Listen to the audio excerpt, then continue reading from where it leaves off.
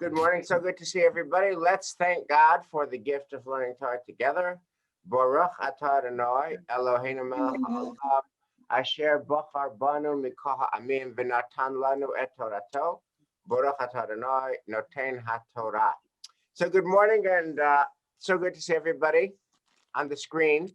I want to do three things today, a little bit in different orders. First, I want to just kind of share with you some conversations I've been having with Jeremy Battle, the pastor of the Western Avenue Baptist Church.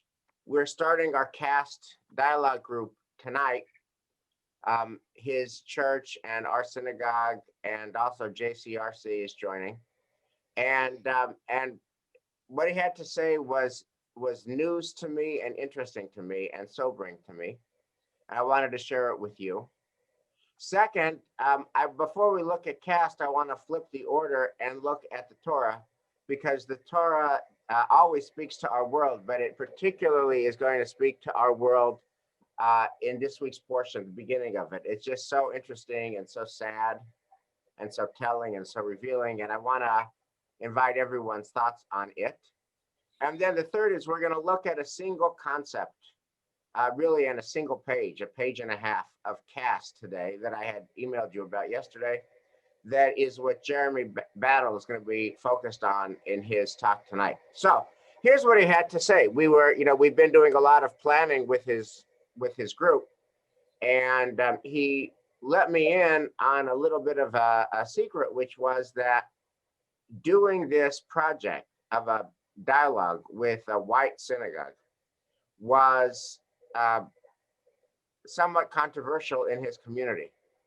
And it took him a lot of hours of conversation and of pastoral work to get his community to do it.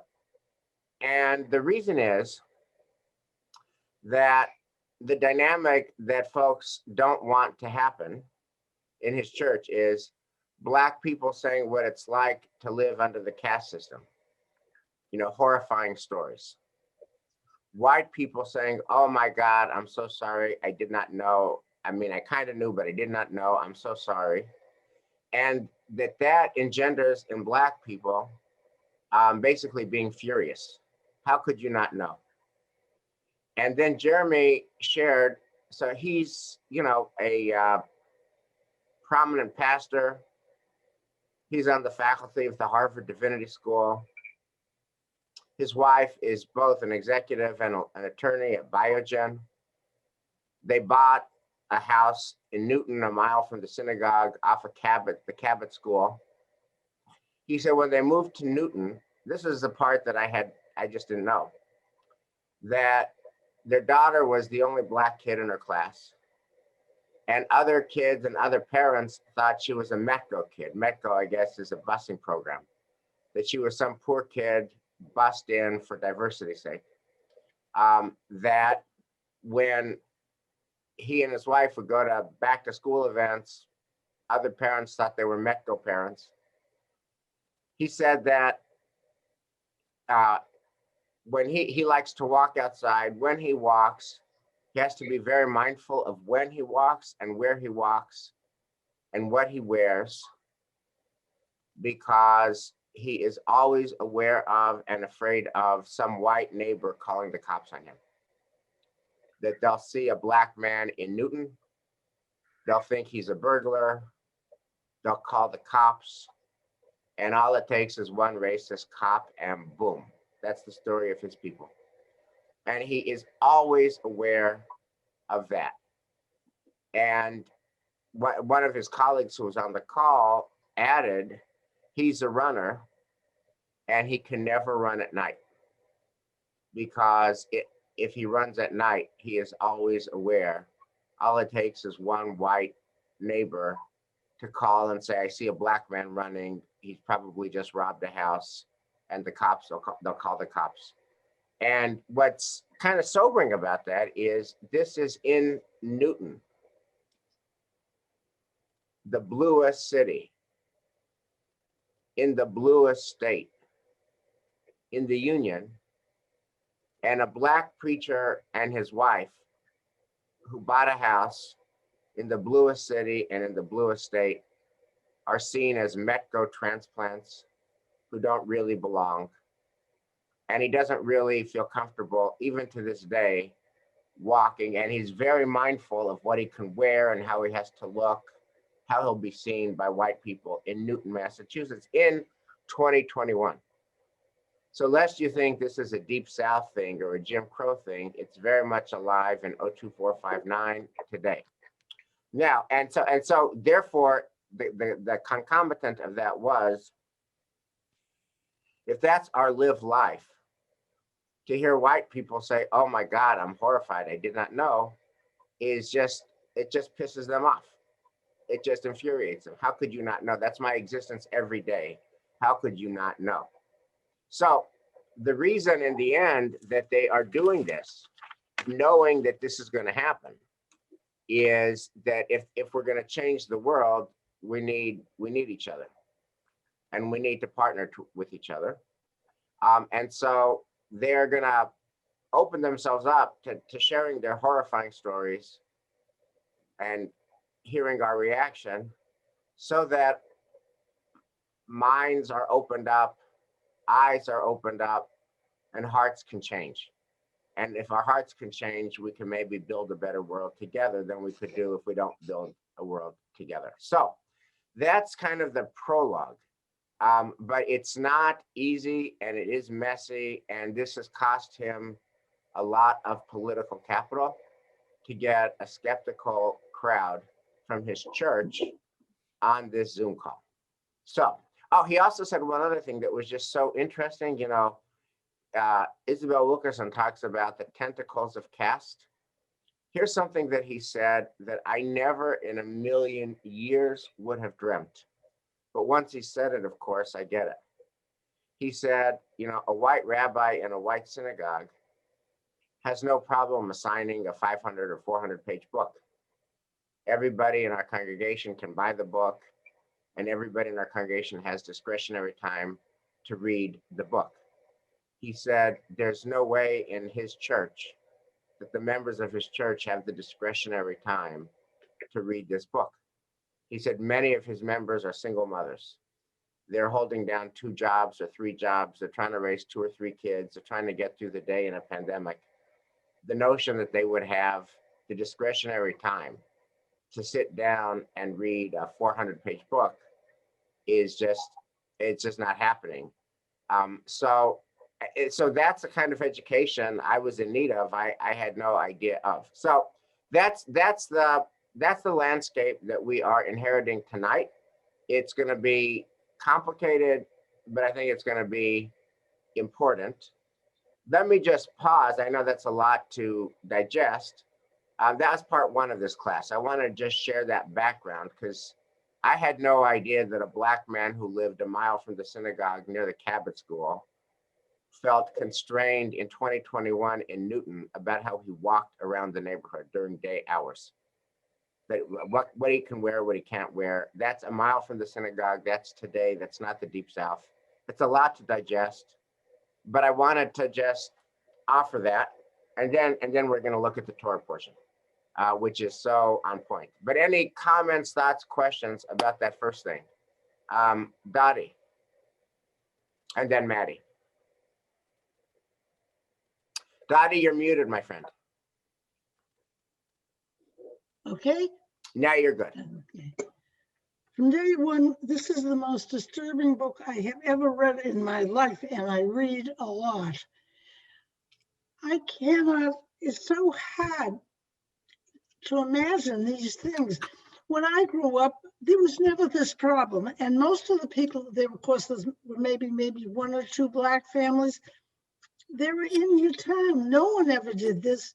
But upon reading this book, we did not know what went on down south. I think basically we knew. We all studied the Civil War, excuse me, emancipation, and people were still treated like slaves. But this book is horrifying. I can't imagine. It's worse today.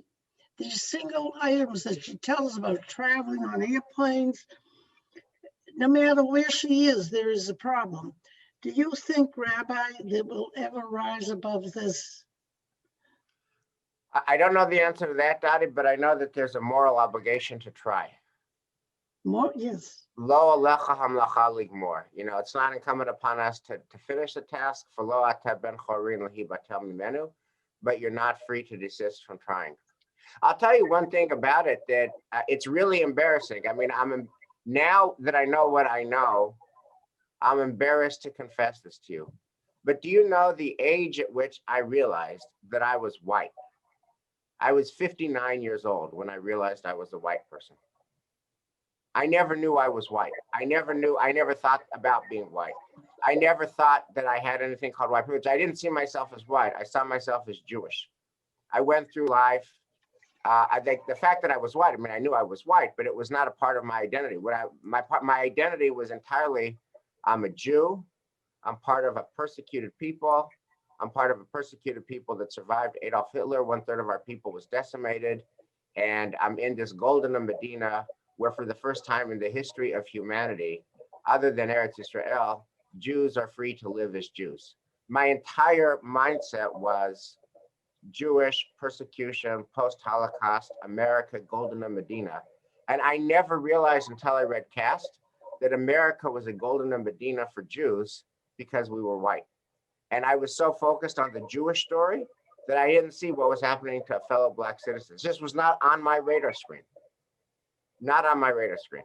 So, and I was 59 when I finally realized that white privilege applies to me. It's the genius of the caste system that she describes. You don't even know that you're in it. But we are all the beneficiaries of being white, and we didn't even realize it. So I bet when Blacks hear that we didn't even realize it till we're 59 or however old we are when we realize it, it just drives them bananas because the animating principle of their life is their Blackness has got them in the lower caste. So that's the asymmetry we have to deal with. Maddie. I'd like to share briefly 3 examples that I've had in my lifetime that have made me more aware of that.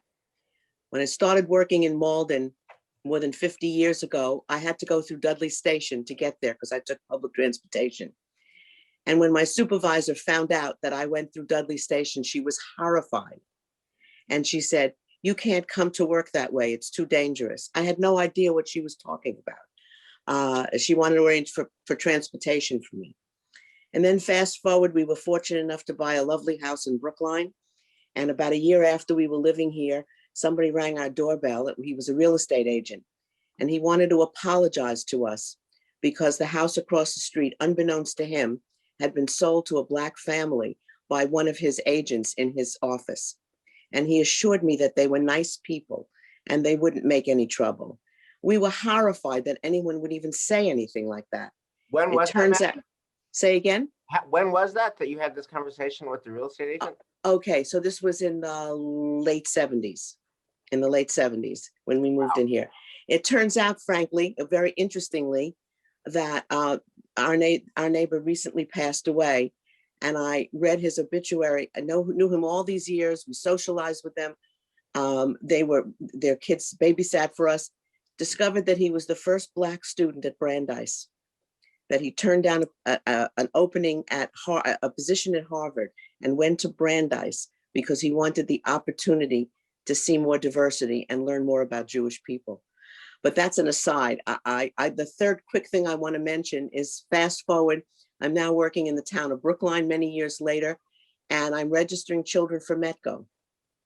And I find out from the Metco parents that they are incredibly relieved and appreciative of the fact that their children are going to be able to be educated in Brookline.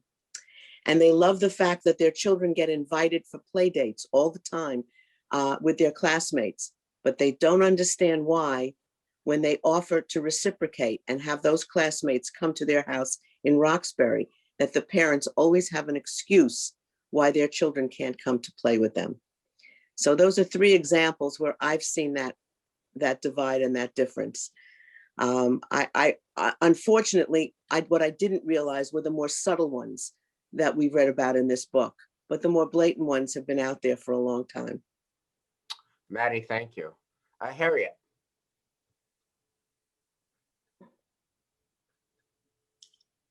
"45 years ago, when we bought our house on Dolphin Road. One of our neighbors was told that we were from Africa. She didn't realize that Africa is made up of many different countries, and she presumed we were Black. And she said only a Black person would buy a house that was yellow. Well, the house wasn't really yellow. It was a Tudor house, and it was painted a cream color.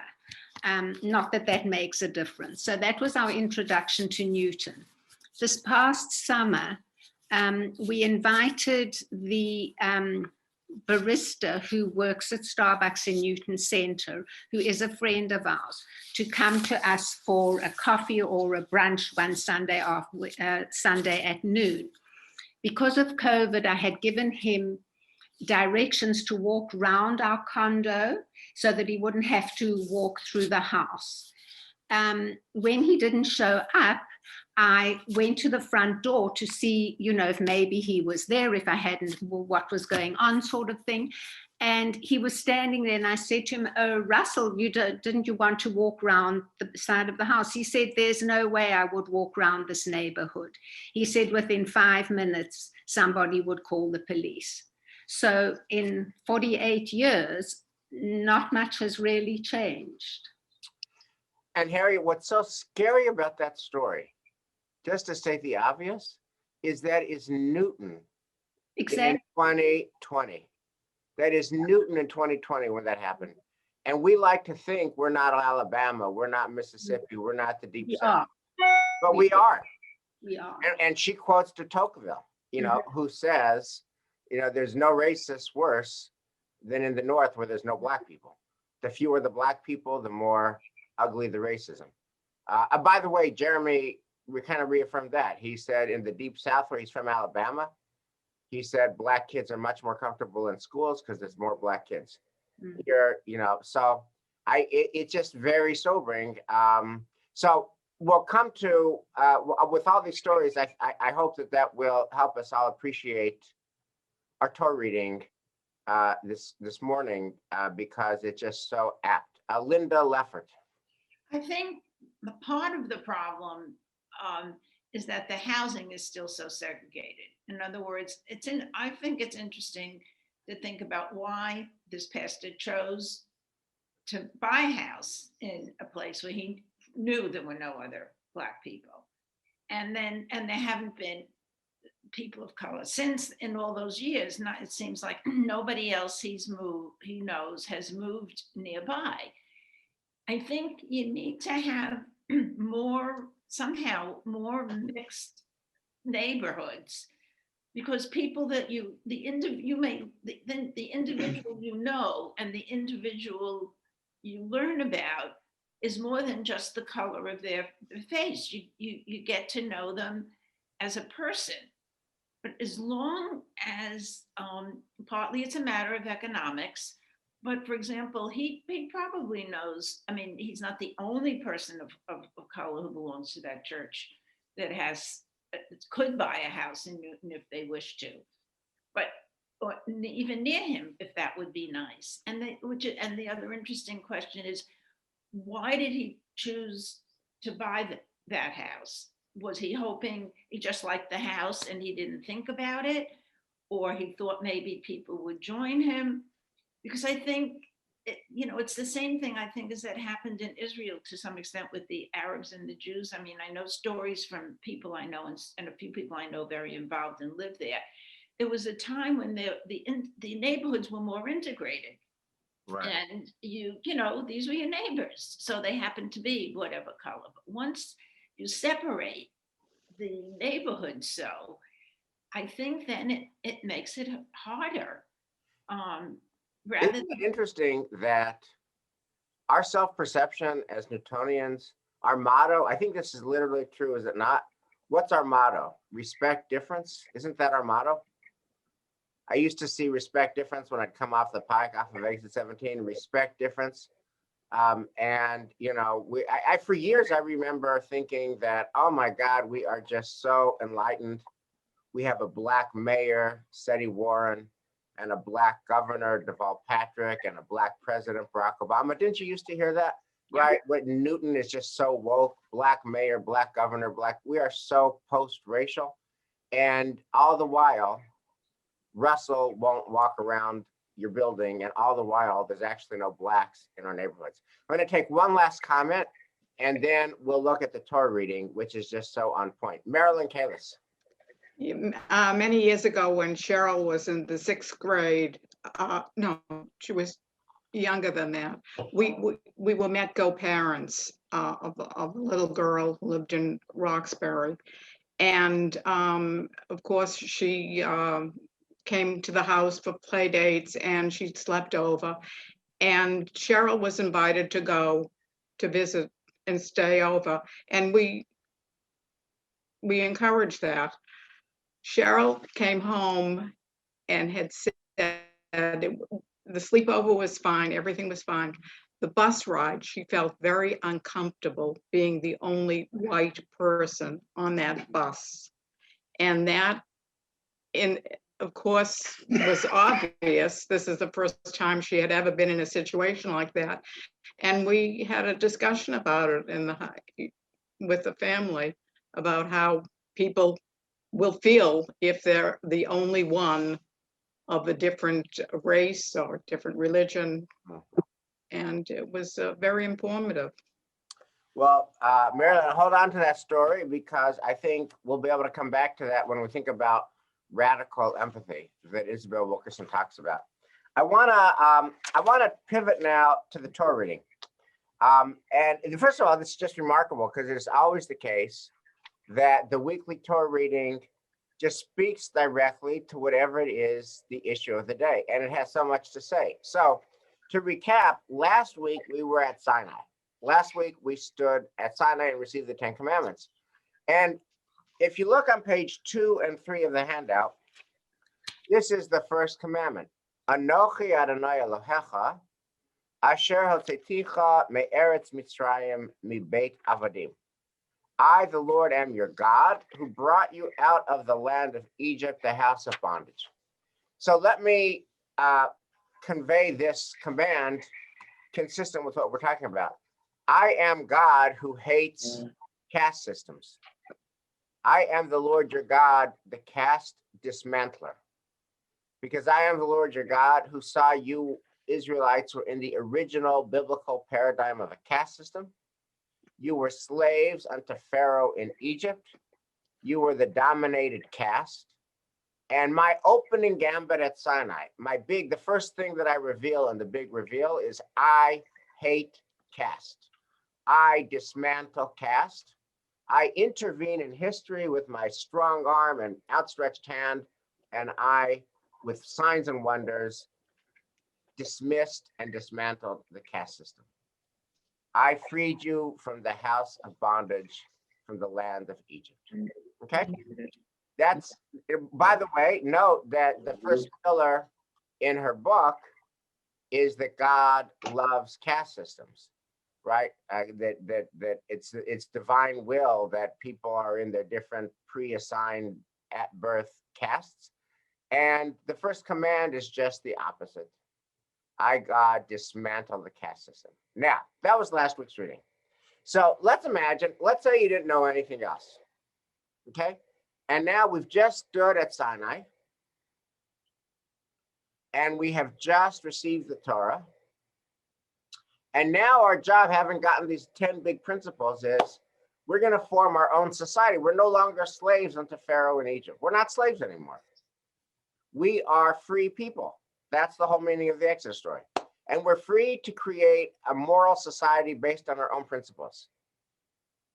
If you didn't know anything else, if you didn't know what follows, and you're on the Israelite Law Committee, and we're all sitting around Slater Conference Room, or we're all in Reisman Hall, and we're thinking about what's the first laws you want in your new society. We're going to Israel, the promised land. We're going to build a just society. Give me a law. What's the law that you would want to include in that? And feel free to mention the fact that you want to speak in the chat so that I could see it and call on more people than on the first screen. But can somebody either raise your hand or chat that you want to? And here's the question: You just received the laws at Sinai. You know that God hates caste. God's first statement is, I dismantle caste. And now you're going to build your own society. What's your first law? Or what's a law that you want to put on? Akane Giser. All men are created equal. All men are created equal. What about, that would be amazing, right? Like the first principle is all men are created equal. You might even say, you know, all men are created in the image of God. We all have divine image. Okay, that'd be a beautiful one. What else? Give me another law that you would put in there. Peter. Peter, you gotta unmute. All people are created equal. All people are created equal. Right. All people are created equal. I meant that. Right. All people are created equal. Give me Thank another you. law. Thank you, Anybody Peter. else? Anybody else have another law that you would add? You're on the Israelite Law Committee. We're going to build our own new society. Let me look at another screen. I'd love one. Okay. Alice Zimmerman and then David Kopelman. Oh, no, David Kopelman. What's a new law you're going to add? No man shall enslave another. No man shall enslave another. That'd be perfect. No man shall enslave another because all people are created equal. Okay. Well, I don't want the suspense to kill you. So let's look and see if that's what the Israelites do. Look on page 4. And these are the rules that you shall set before them. And now look on page 5. Uh-oh. Uh-oh. Uh-oh. When you acquire a Hebrew slave, ki tikneh eved ivri. Like the pathos of the human condition is found in these 4 verses. And you want to say, what did you just say? The first command is, I am the caste dismantler. I rescued you from Egypt, from the house of bondage, from Pharaoh. And the first rule of your new society is, you get to own Jews. You get to own Hebrew slaves. We're going to have a whole new caste system. But instead of Egyptians owning Jews, Jews will own Jews. Yay! What is that? What is that? Why is the first rule after I am God who hates caste a new caste where the freed Israelites become the new Egyptians and they now enslave other Israelites, other Hebrews? What do you make of that? Why is that? What is that? Paul Kalis. Well, this is actually a step forward. And the step forward is they shall be set free in 6 or 7 years for the times, after all, when this was written. Okay, so now okay, Paul, so that's the traditional move, is the apologetics, that it's not so bad. By the way, they're only set free, and now we would have a more astute appreciation of this. They're only set free if they agree to leave their family, right? Because let's say you are a human and you fall in love, and let's say you create intimacy with another person, and let's say as a result of that intimacy you have children. Then the slave has a choice. I can purchase my freedom and never see my wife or kids again. Or if I want to see my wife and if I want to see my kids, the cost I have to pay is permanent slavery, right? That's what it says. If he came single, he shall leave single. If he had a wife, his wife shall leave with him. If his master gave him a wife and she has borne him children, the wife and her children shall belong to the master and he shall leave alone. But if the slave declares, I love my master and my wife and children, I do not wish to go free, his master shall take him before God.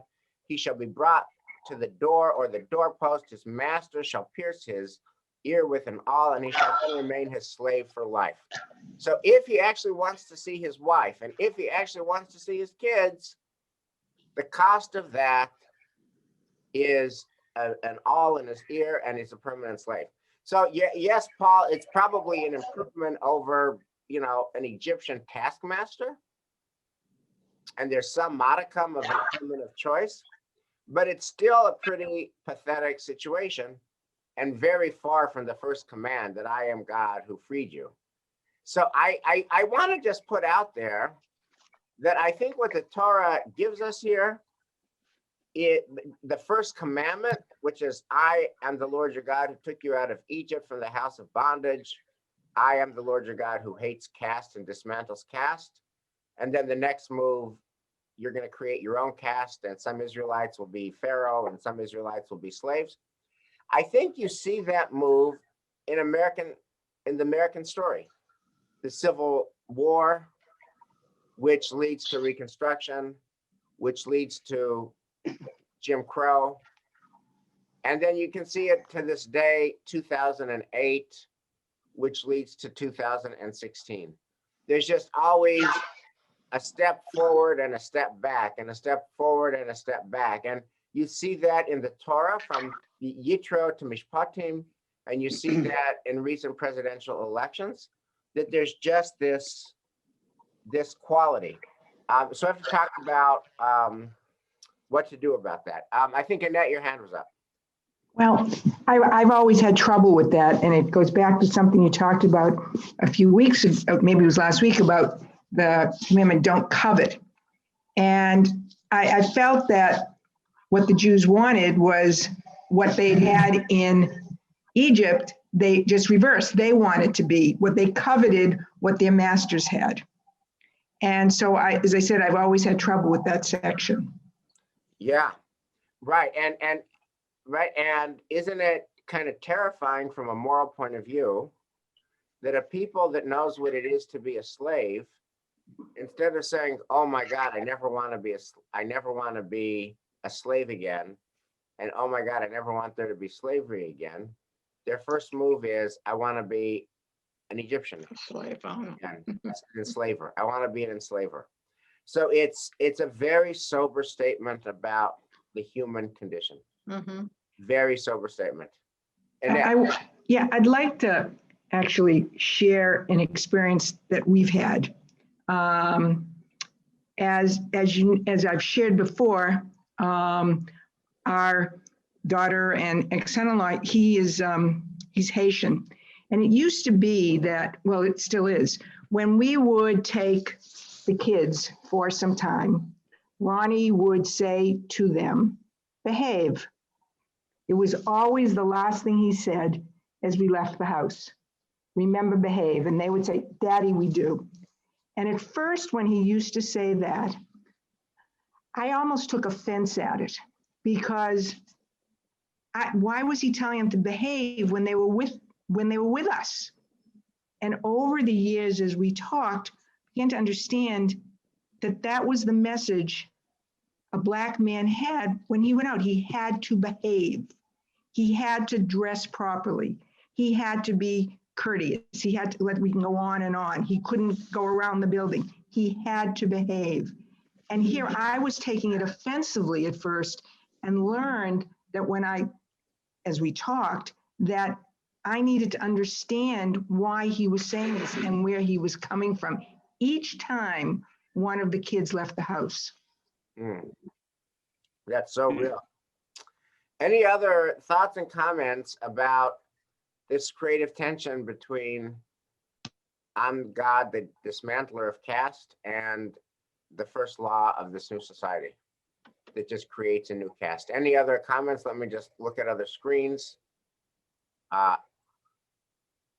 Okay, so now the question that you're obviously left with, that we're obviously left with, is what do we do about it?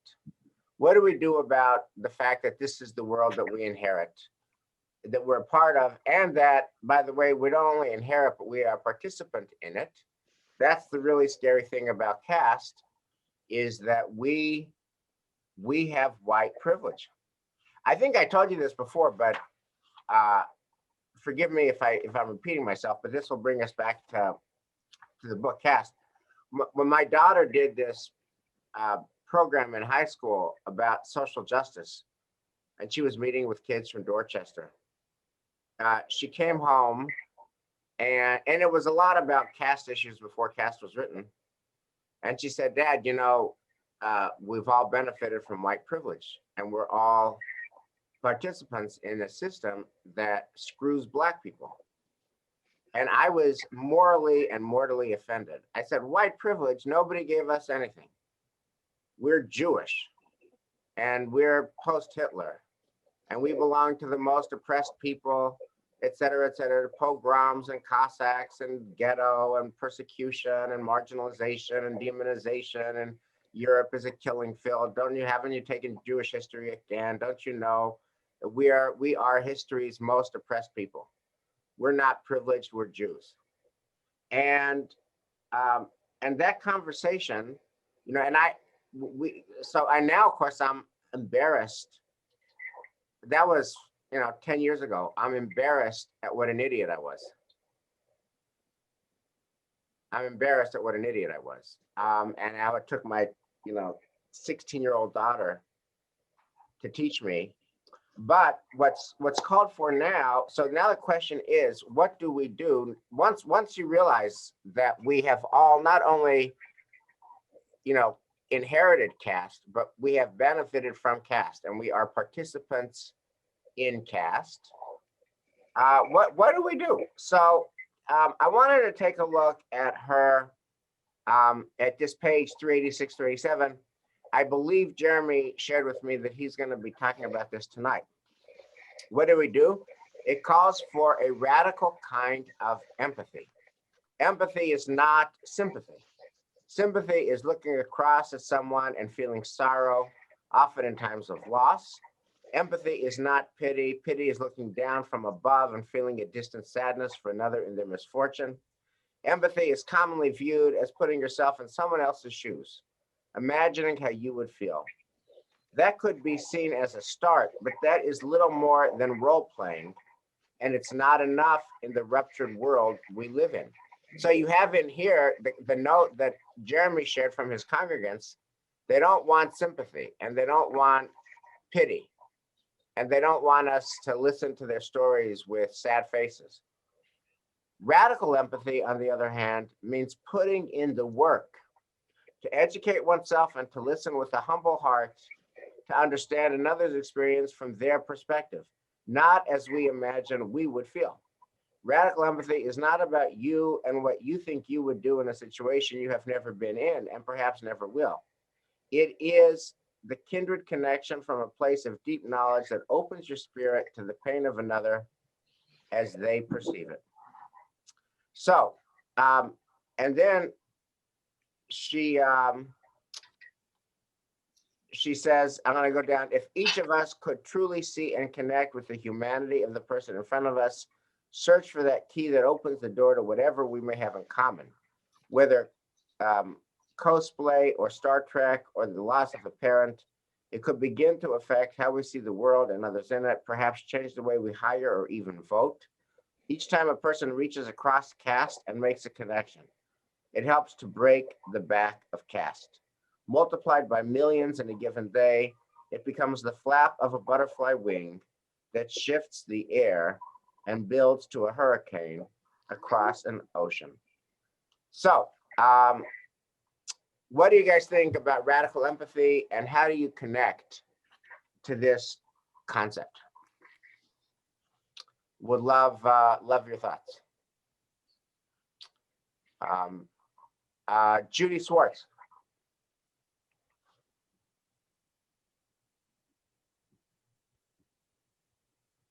Judy, you're on mute, my friend. If you could unmute, please. Now you're muted again. I know it keeps flipping. Yeah, good. Okay. So, first of all, since now you're mute. You're muted again, Judy. flipping back, all right, sorry.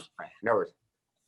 You know, if most of us are going to say we don't have any blacks living in our neighborhood, so where do we meet our black fellow citizens? Maybe the lady who waits on me in the cleaner, and I become friends with her. But they don't live in our community. Unlike the Reverend who lives on Cabot Street, I almost feel like as a community, we have an obligation. I don't know what to do. I mean, here's this one man and his wife and kids living in the community, and we just find out about this, and no one has his neighbors haven't become neighborly with him. It doesn't sound like it. If he's afraid to walk around his neighborhood.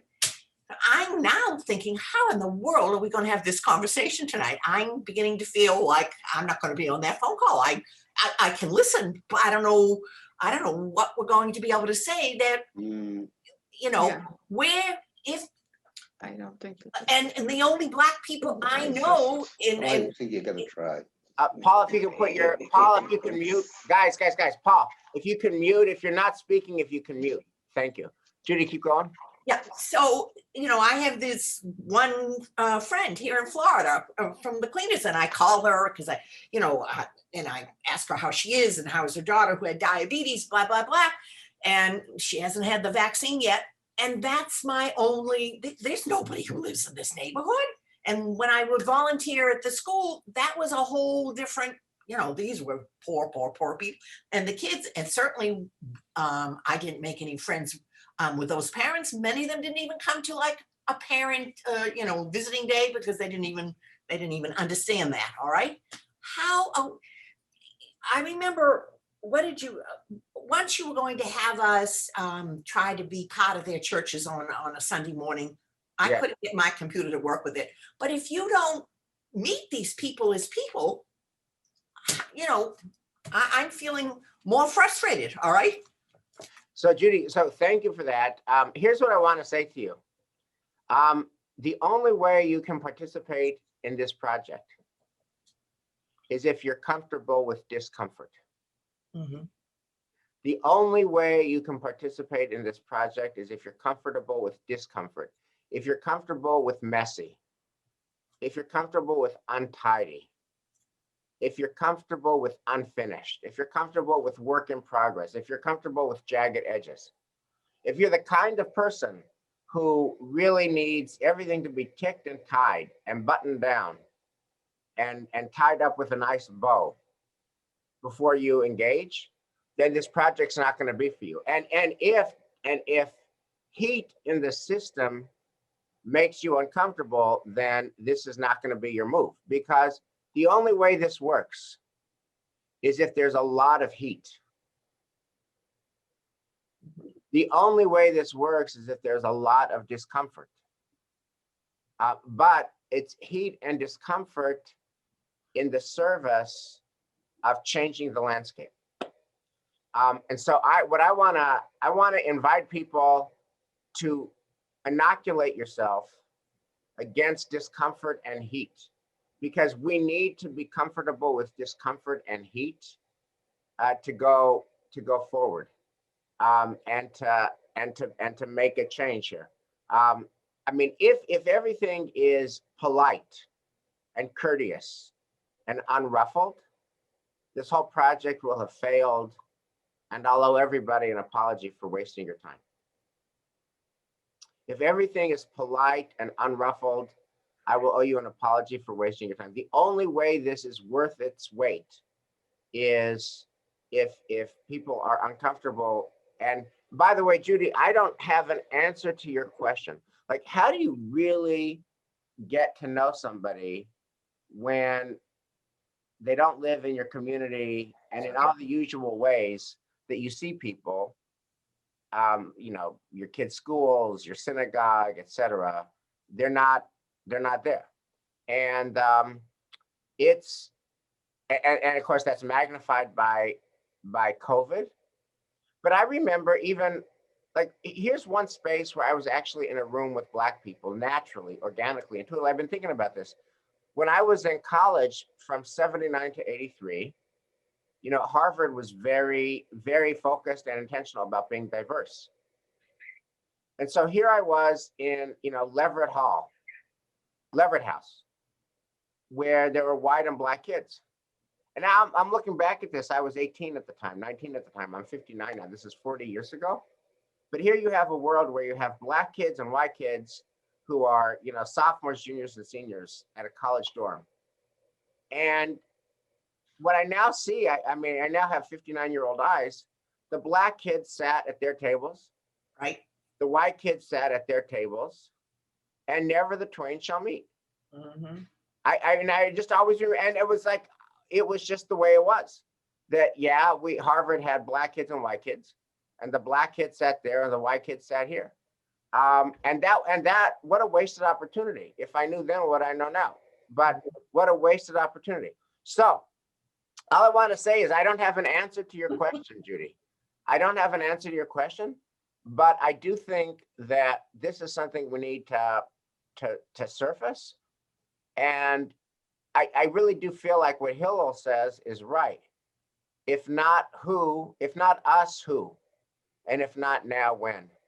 Oh, yeah. So I hope that you'll all be comfortable with discomfort and you'll join this project. Linda Leffert. I'm not concerned about being uncomfortable. I just can't picture in my mind, assuming things go ideally, what would you expect to happen?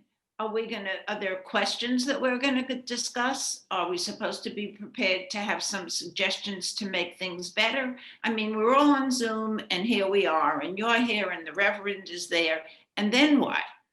Well, she just says, tell me if this, how you interpret her answer to that question. Each time a person reaches across caste and makes a connection, it helps to break the back of caste. Multiplied by millions in a given day, it becomes the flap of a butterfly wing that shifts the air and builds to a hurricane across an ocean. So I'm going to go with her. I'm going to go with her. I don't have the answer, and I don't have any answer better than that, but at least I want to try. But if you're looking for like a 3-point plan, here's 3 bullet points or 5 bullet points, and let's all agree and let's get them to agree. And I don't have that. Again, we're in the land of messy and unfinished. I don't have a problem with messy and finished. I just have a simple question. When it starts, what happens? Who says what? Oh, when it starts, there's a whole, believe me, we've spent many hours planning this 1 hour. Okay. We've spent many hours planning this 1 hour. Okay. I've spent many sleepless nights thinking about my 5-minute introduction. And Jeremy has as well, and Nami has as well. Okay. By the way, this whole thing could completely fail and be catastrophically misguided. But I do think it's worth trying. I think it's worth trying. Andrea and Michael, and then Paul, and I'd love folks from other screens. Yes, Andrea Waltzing. There was a little section in the book entitled "The Heart is the Last Frontier" toward the end that I thought gave a little pathway to possibility of reaching across a caste line. And it was in the section where Isabel Wilkerson's basement is flooded and the plumber comes down to supposedly fix it. She describes as being like somebody who would be at a Make America Great Again rally with his stomach hanging out and his beard all scruffy. And he isn't helping her one little bit. I'm sure you've read this, so I'm not going to say the whole thing, but her husband died about a couple of years ago, and her mother had died 2 weeks ago. He is having no business of helping her at all, and she's having to move everything. And then she says, I finally threw him what she called a Hail Mary. And she said, my mother died 2 weeks ago. Is your mother still alive? And there came the connection about mothers and what mothers can mean. And at the end, he starts getting very helpful to her, and he starts talking about his mother. And at the end, she says, I think his mother had died also. And at the end, she says, I think our mothers are up there, and my mother is saying to your mother, tell your boy to go and help my daughter. She needs some help. So this was a connection through the heart. And I'm thinking that in our interchanges through life, but even what we're about to undertake tonight, there are so many little opportunities of reaching through the heart that I'm thinking can bring some hope. I love that, Andrea. Thank you. Thank you. Thank you. Michael. When I was in prep school many, many years ago, the associate headmaster took me aside and he asked me He's a big, tall, white fellow, asked me if I would mind having a roommate that was from Mexico. I said, no, of course not. I have no problem with that. There's room in the dorm.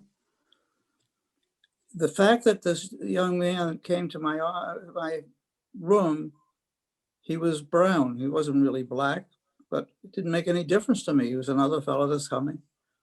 He was a good soccer player. We became friends. But it offended me that this man, whom I really admired, would stoop to ask me this. Right. That bothered me, and it still does.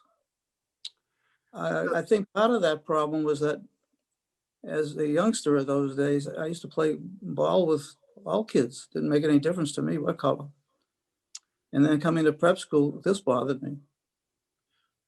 Right. So, like Maddie's real estate agent,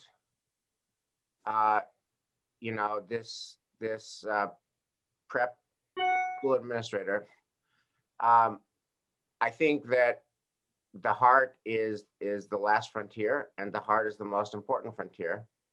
And the purpose of this project is to change hearts. And if not for that real estate agent that tried to reassure Maddie that the black guy's okay, and the administrator that tried to ask you if is a brown person okay, if we can't change that administrator's heart, maybe we can change the children's heart. Maybe we're on a trajectory, you know, that we're trying to change hearts across the generations. I think that's what this is about. I hope that, you know, we'll have different kinds of Passover conversations in a few months based on what we've learned. Paul, I'm going to give you the last word and then we'll close out. About a year and a half ago, my daughter Cheryl, the one who was involved with Medco, said to me, Dad, I'd like to go back to where you lived in Roxbury and take photographs of what the community was like. Oh, yeah. And I was a little bit hesitant, but Cheryl is a very brave woman. And I could not justify saying no to her because I was afraid of what the neighborhood would be like. So we did go back to Roxbury, to Nazing Street and Seaver Street. For those who don't know, Seaver Street is on the border of Franklin Park.